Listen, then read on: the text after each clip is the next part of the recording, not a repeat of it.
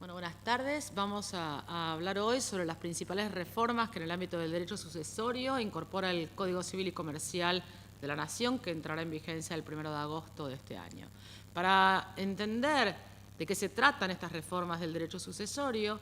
es importante tener en cuenta desde dónde partimos. Es decir, tener presente que en el ámbito del derecho privado,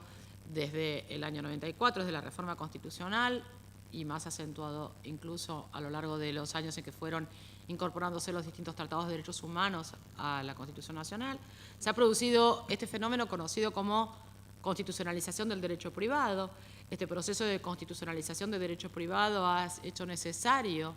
que determinados derechos y principios de carácter constitucional fuesen reconocidos también en el ordenamiento jurídico interno. Y esto ha hecho necesario la modificación del Código Civil y Comercial de la Nación,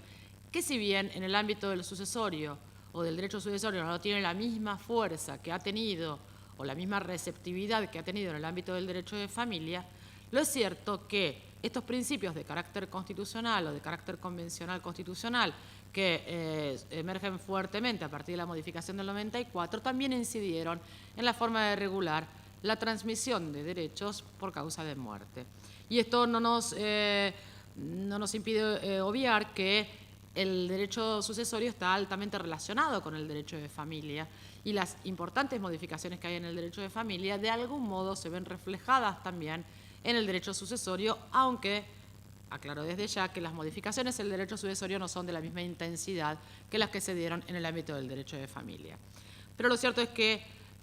la sociedad actual no es la misma que aquella que respondía al diseño originario del Código Civil, también en el ámbito del derecho sucesorio, porque las personas se relacionan de distintas formas, las cuestiones patrimoniales también atraviesan por distintas circunstancias que las anteriores, y esto hizo necesario también una puesta a punto del derecho sucesorio en el ámbito de esta constitucionalización del derecho privado.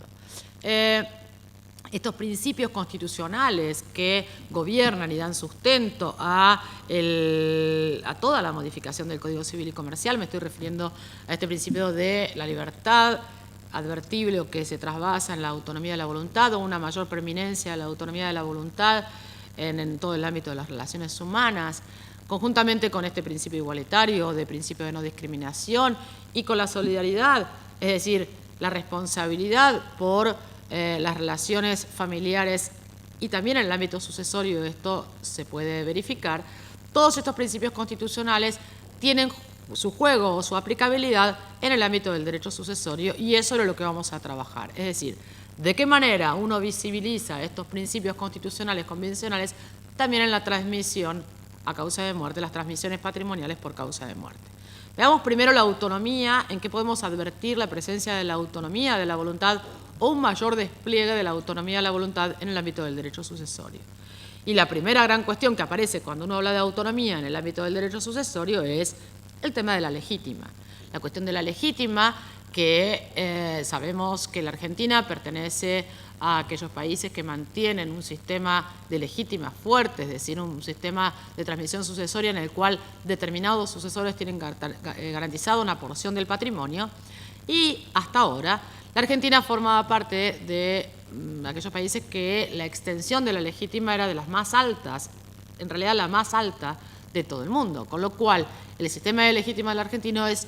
claramente fuerte y extenso. Y esto ha dado, desde hace varios años, a innumerables discusiones en la doctrina y en la jurisprudencia, sobre todo en la doctrina y en distintos eventos académicos en los cuales se discuten estos temas, respecto a qué hacer con la legítima en una posible reforma del Código Civil. Es decir, hasta qué punto mantenernos en un sistema de legítimas y que ese sistema de legítimas sea de la intensidad del que es. Por lo tanto, uno puede claramente advertir que en encuentros científicos o académicos se comenzaban a arribar a conclusiones en donde se requería o se señalaba la necesidad de modificar este sistema de legítimas altas, no abandonando el sistema de legítimas, es decir, no dejando de lado, no pasar a un sistema completamente abierto, en donde no hubiese ninguna limitación a la autonomía de la voluntad, sino, en definitiva, restringir el límite de las legítimas para que deje de ser de la extensión en la que es. Es decir, mantener un sistema de libertad o de autonomía acotada por un sistema de legítima, mantenernos en un sistema de autonomía restringida,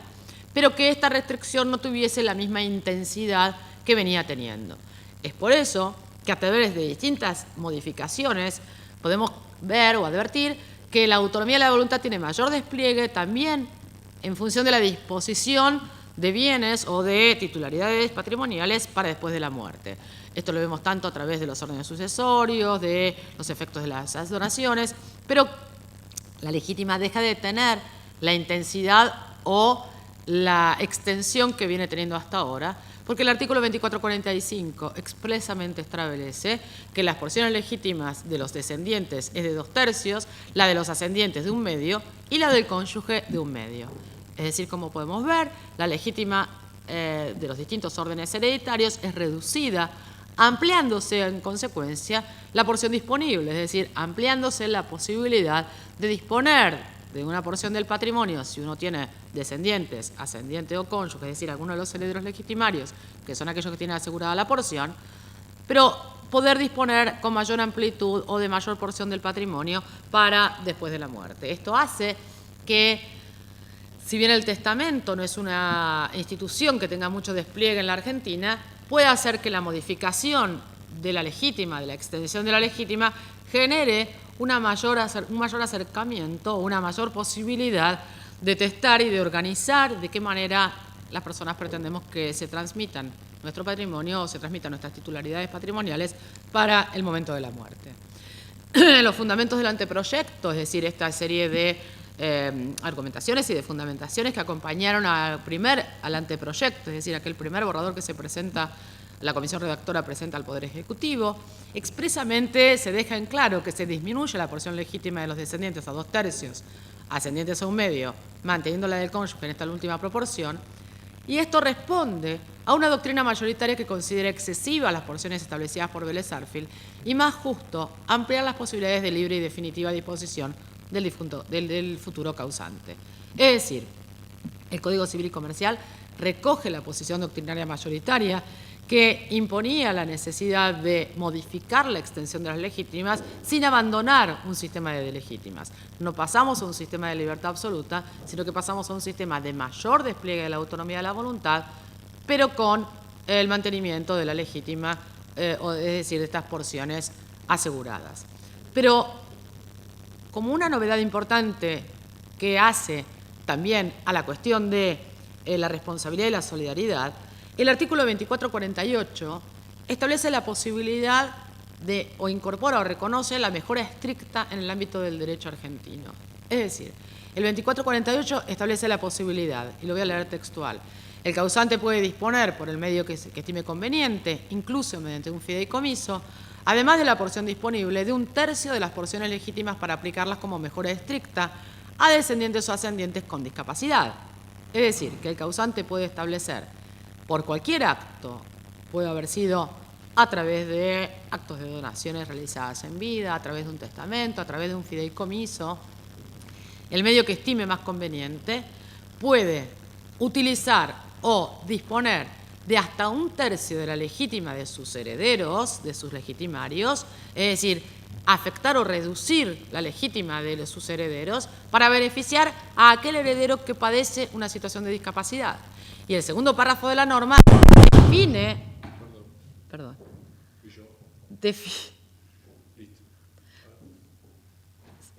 ¿Seguimos? Define qué es discapacidad. Es decir, la primera parte del artículo establece en qué presupuesto es posible disponer de esta mejora estricta, es decir, utilizar esta mejora estricta. Y la segunda parte del artículo establece qué se entiende por discapacidad. A estos efectos se considera persona con discapacidad a toda persona que padece una alteración funcional permanente o prolongada, física o mental, que en relación a su edad y medio social implica desventajas considerables para su integración familiar, social, educacional o laboral. Es decir, que si hay más de un heredero y que alguno de estos herederos padece una situación de discapacidad, que esto implica una mayor vulnerabilidad, es decir, que no todos los herederos son exactamente iguales, porque hay algunos de ellos que padecen una mayor situación de vulnerabilidad derivado de su discapacidad, es posible afectar la legítima de los otros herederos que no padecen esta situación de discapacidad. Esto responde a una mayor protección a personas en esta situación de vulnerabilidad, deriva también de la Convención de Derechos Reconocidos a las Personas con Discapacidad, es decir, como una estrategia para colaborar o coadyuvar a que las personas en situación de vulnerabilidad debido a su discapacidad se encuentren mejor posicionadas, y esto hace que uno pueda, establecerlo a través de un ejemplo para a lo mejor ser más clara. Supongamos un causante que tiene 3 hijos. Uno de ellos tiene una discapacidad, es decir, es una persona que padece de una discapacidad. La legítima global de sus descendientes, dijimos que accede hasta los 2/3, es decir, esta es la legítima global de todos los descendientes, este primer orden. Dijimos que es un causante que tiene hijos, con lo cual los descendientes tienen una legítima del 66% del patrimonio y una porción disponible del 33%, es lo que remane o la porción que queda al causante para disponer de la forma que más le parezca o más conveniente le parezca. Pero el 66% es lo que implica la legítima global porque tiene descendientes. Ahora, dijimos que tiene 3 hijos, de los cuales uno de ellos padece una discapacidad.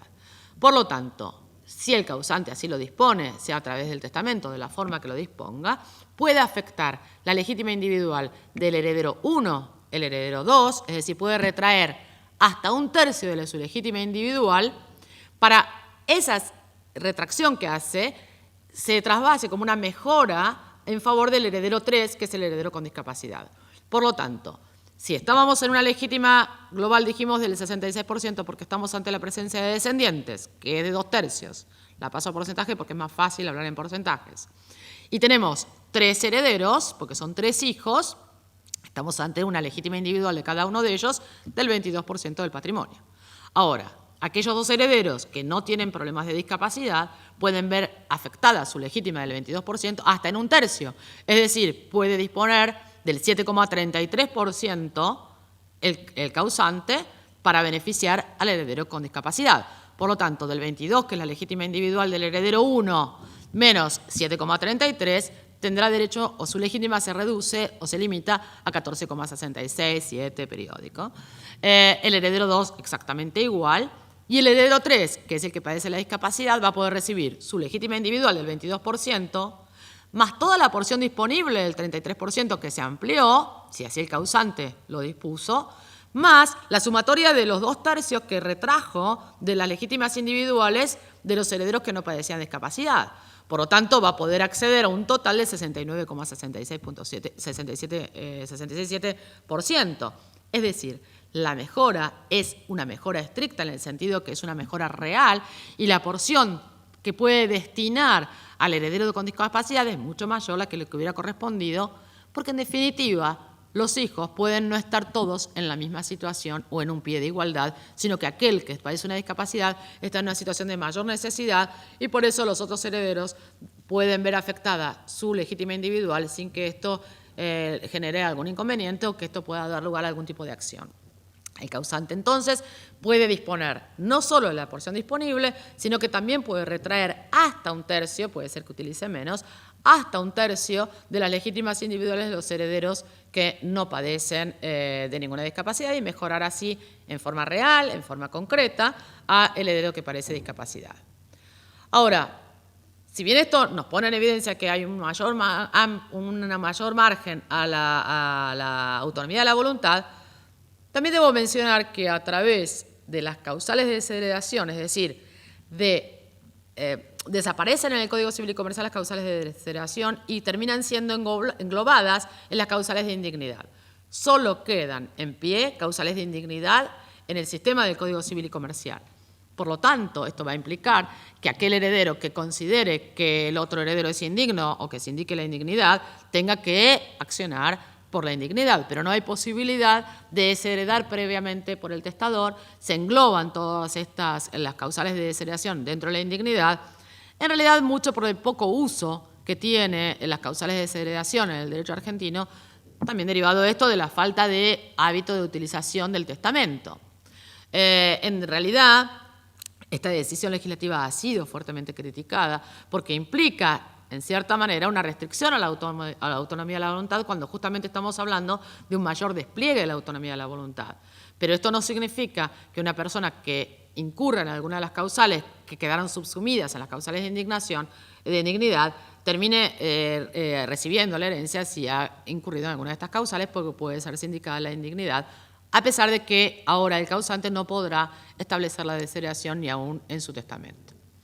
Ahora, también hay modificaciones en el llamamiento hereditario que hay que tener en cuenta y que esto se relaciona con la posibilidad de mayor amplitud en la autonomía de la voluntad. En primer lugar, se deroga la figura de la nuera viuda sin hijos. Este personaje tan extraño dentro de los procesos sucesorios en los cuales generaba mucho inconveniente ya su aplicación, tanto porque o bien era una figura inconstitucional porque no incorporaba al yerno, es decir, aquel hombre que estuviese en exactamente la misma situación que la nuera viuda, es decir, que haya quedado viudo y que no tuviese hijos, y hubo fallos que declararon la inconstitucionalidad de esta figura, haciéndola extensible también a los hombres, a los yernos viudos, y a las dificultades que podía generar la figura de la nuera viuda, incluso en el matrimonio entre personas del mismo sexo, en el matrimonio de dos mujeres, cuál es la considerada o no nuera viuda. Con lo cual, todo esto, sumado al poco uso y sumado a las modificaciones sociales y culturales en las cuales la mujer, que pareciera el fundamento de la aparición de esta figura, ¿no? La necesidad de protección para la mujer que no se provee a su propio sustento y que viene a ocupar el lugar que hubiese ocupado su marido en una cuota aparte, la incorporación de la mujer al mercado laboral y demás, ha hecho innecesaria esta figura, por lo tanto, desaparece, se deroga la figura de la nuera viuda sin hijos, que bastante pocos fallos hay y bastante pocas veces se ha utilizado esta figura. También se deroga el legatario de cuota, otro personaje que nos generaba muchas dificultades en el ámbito sucesorio, tantas discusiones doctrinarias respecto a la naturaleza jurídica del legatario de cuota, si era sucesor, heredero, si era sucesor, no heredero. En definitiva, se elimina la figura del legatario de cuota y se regula una nueva figura que es la del heredero de cuota. El artículo 2488 incorpora la posibilidad de designar un heredero de cuota, es decir, un heredero que es un sucesor universal porque es heredero, pero que tiene una cuota asignada por el causante sin vocación al todo, salvo que el causante le otorgue esta vocación al todo. Por otro lado, con respecto a los llamamientos,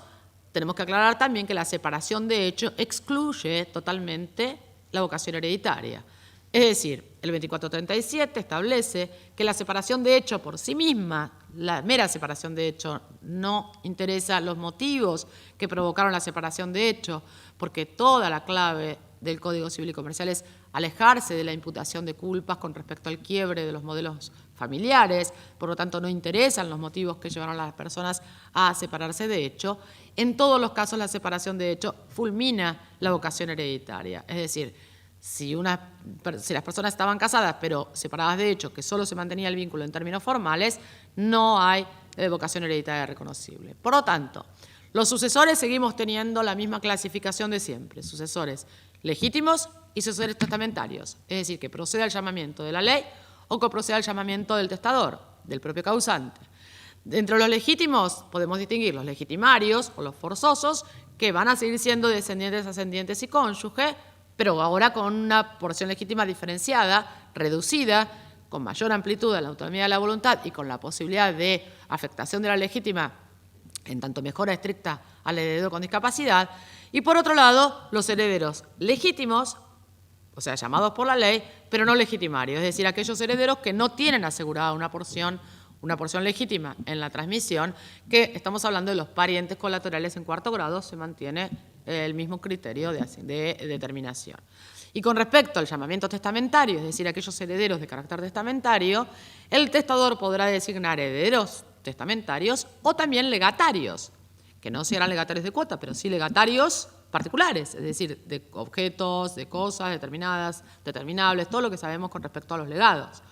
Ahora, con relación a los herederos testamentarios, el testador podrá determinar que se trate de herederos universales o herederos de cuota. Esta nueva figura que aparece respecto a, digamos, en sustitución de alguna manera del legatario de cuota. Desaparece la figura de la nuera viuda sin hijos y con respecto al fisco, la forma de transmisión que se produce ante las herencias yacentes o vacantes se organiza procedimentalmente, pero claramente que allí no hay un problema de llamamiento, no hay una situación de llamamiento porque el Estado recoge las herencias vacantes no porque sea llamado a recoger, sino en su carácter de titular de los bienes relictos. Ahora bien, a través de la mayor amplitud de testamento, vemos que el llamamiento también es modificado y la autonomía de la voluntad también incide. Y la otra cuestión de mucha importancia y de trascendencia, que creo yo que aquí está el mayor cambio que trae el Código Civil y Comercial, el mayor juego a la autonomía de la voluntad, que es a través de la posibilidad de planificar la transmisión hereditaria, es decir, lo que se conoce como la planificación sucesoria, ciertas herramientas que incorpora el Código Civil y Comercial que permite una mayor posibilidad de planificación a las personas para que, de qué manera sea resuelta la transmisión hereditaria para luego de la muerte. Y aquí podemos hablar tanto de la partición por ascendientes que se regulan mayores posibilidades de actuación para realizarla, tanto sea por donación o sea realizar particiones, no estoy refiriéndome a donaciones aisladas, sino actos particionarios por donaciones. Incluso las personas casadas, el 2411 lo admite expresamente, cuando antes teníamos este problema de qué hacíamos con las donaciones en carácter de acto particionario con las personas casadas, ¿no? Se admiten. Admite también que sea parcial, válida también esta partición por ascendientes aún si omite a sus descendientes, independientemente de las acciones que tiene el heredero que haya sido omitido, pero que mantiene la validez la partición por ascendientes realizada. También puede realizarse por testamento y se puede recurrir a la figura del fideicomiso testamentario, que el artículo 2493 expresamente regula. Estas pueden ser herramientas útiles para planificar la modalidad de transmisión. Pero no solamente esto, sino que también hay una posibilidad de celebrar pactos sobre herencia futura. Y aquí voy a tratar de ser bien concreta. En realidad, el Código Civil vigente, el que todavía está vigente y que va a funcionar hasta el 31 de julio, claramente establece la prohibición de pactar sobre herencia futura.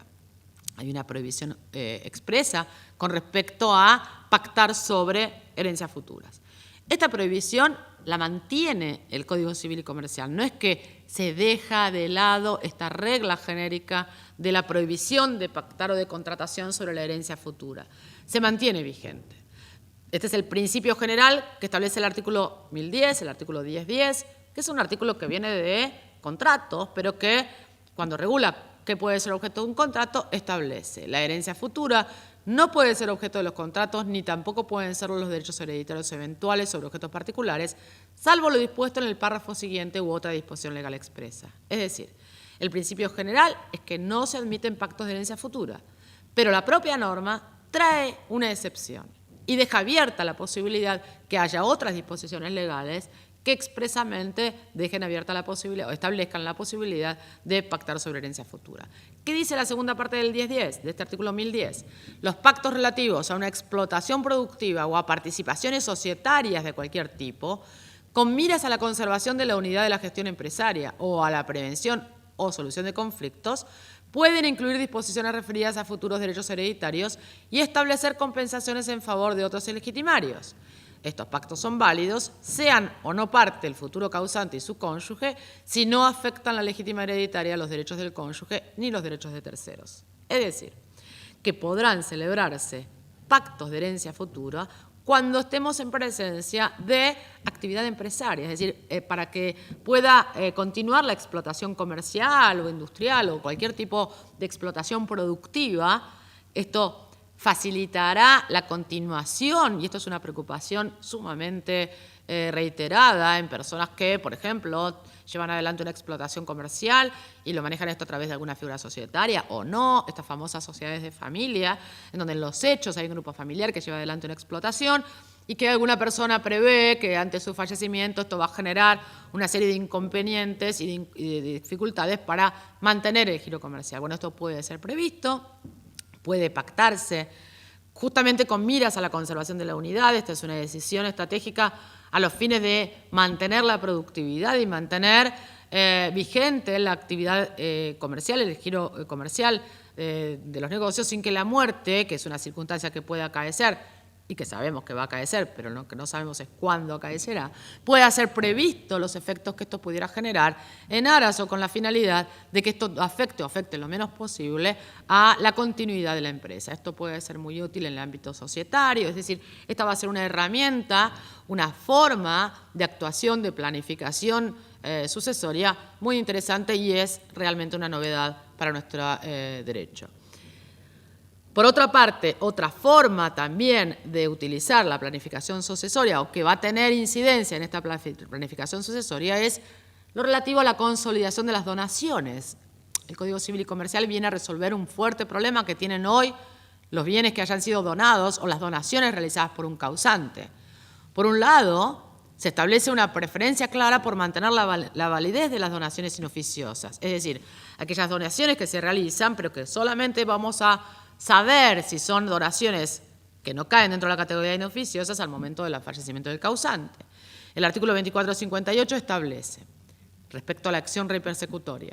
el legitimario puede perseguir contra terceros adquirentes los bienes registrables, el donatario y el subadquirente demandado, en su caso, pueden desinteresar al legitimario satisfaciendo en dinero el perjuicio a la cuota legítima. Es decir, entre el derecho del heredero legitimario que a través de la donación realizada en vida por el donante que ahora es causante ve afectada su porción legítima, en lugar de que caiga la donación y que el bien sea el que vuelve, puede, digamos, el donatario, aquel al que le es requerido a través del efecto repersecutorio de la acción, que es requerido el bien, puede desinteresar al heredero legitimario a través de dinero, es decir, entregarle el dinero que sea necesario para satisfacer su legítima, pero mantener incólume la donación, es decir, que la donación se logre consolidar y que deje de ser inoficiosa a través de la entrega de dinero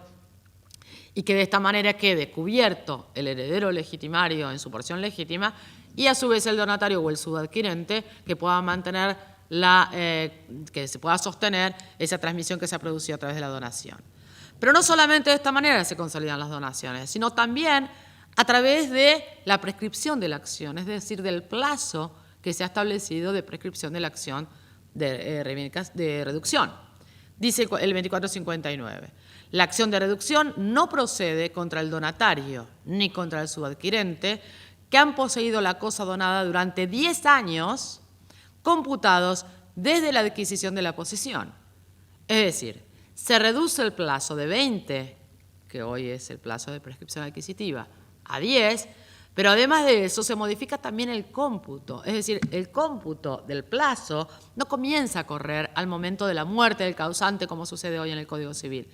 cuestión que genera tantos inconvenientes, porque un plazo extenso de 20 años a contar de la muerte del causante, cuando la donación la pudo haber realizado 30 años antes o 20 años antes, máxime cuando la expectativa de vida es mucho más larga y las personas viven más tiempo, con lo cual es factible que una donación realizada hace tiempo tenga que pasar mucho tiempo para que luego pueda venir a ser atacada. Y esto ha generado tantos inconvenientes con los títulos imperfectos y las imposibilidades de utilizar estos bienes donados como garantía crediticia, los bancos son reticentes en aceptarlos y demás.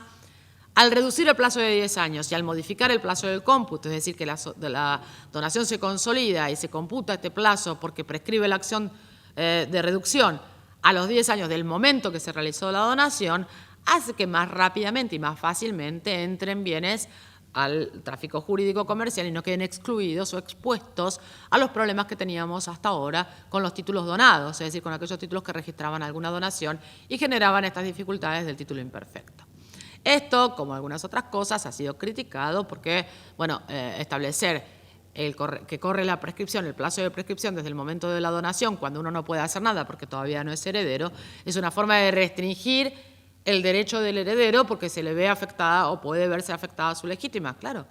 es una restricción a la legítima, es una evidencia más del funcionamiento de la autonomía de la voluntad o del mayor despliegue que se le reconoce a la autonomía de la voluntad, en donde se achica no solamente en términos de extensión la legítima, sino también en términos de protección de la legítima. Se reduce la extensión de la legítima y también se reduce la protección de la legítima, porque pasamos a ser de un régimen de una legítima alta y muy estricta a un sistema en donde la legítima es reducida tanto en cuanto a su extensión como en cuanto a su forma de protección. ¿Se privilegia a los acreedores o al tráfico jurídico por sobre los herederos? Sí, se privilegia. Es decir, esta es una decisión de política legislativa en donde la protección de la legítima deja de ser de la misma intensidad. No nos vamos a un régimen de libertad de legítima, pero claramente deja de ser de la misma intensidad que venía siendo hasta ahora. Yo les decía que los principios constitucionales se trasvasan también en el ámbito del derecho sucesorio,